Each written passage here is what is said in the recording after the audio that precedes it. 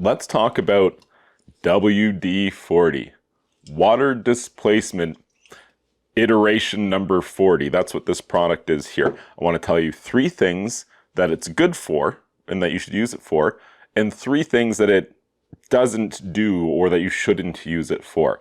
So we'll start with what you should use it for. So water displacement 40, as the name indicates, this is a great product to use if you are trying to displace water.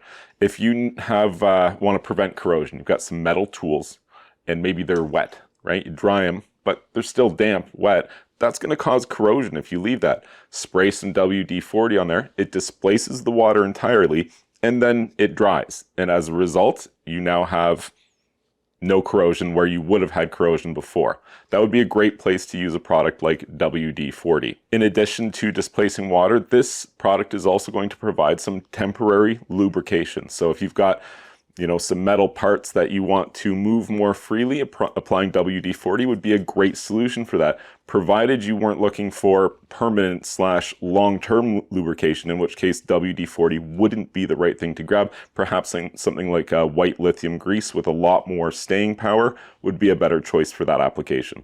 So what else is WD-40 good for? Here's one you maybe don't know this. WD-40 is maybe the best stainless steel cleaner that I could recommend. If you have stainless steel appliances, like refrigerators are notorious for this. They're all covered in hand marks and you have to have special cleaning products to use it.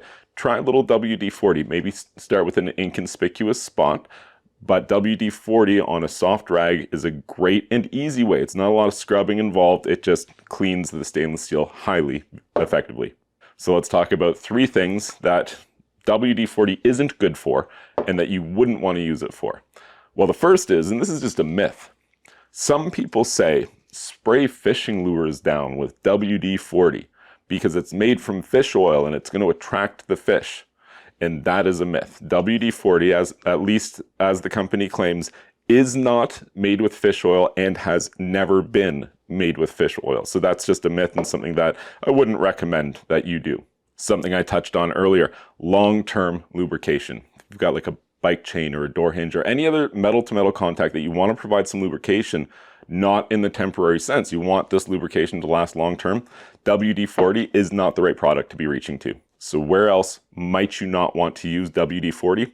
Well, you wouldn't want to use this in general for electronics, rubbers, or plastics. Maybe not all rubbers and plastics, but a good amount of them are not going to fare well if you apply WD-40 to them because WD-40 is a petroleum-based product. So something like a rubber O-ring or gasket, for example, would benefit from a silicone-based lubricant.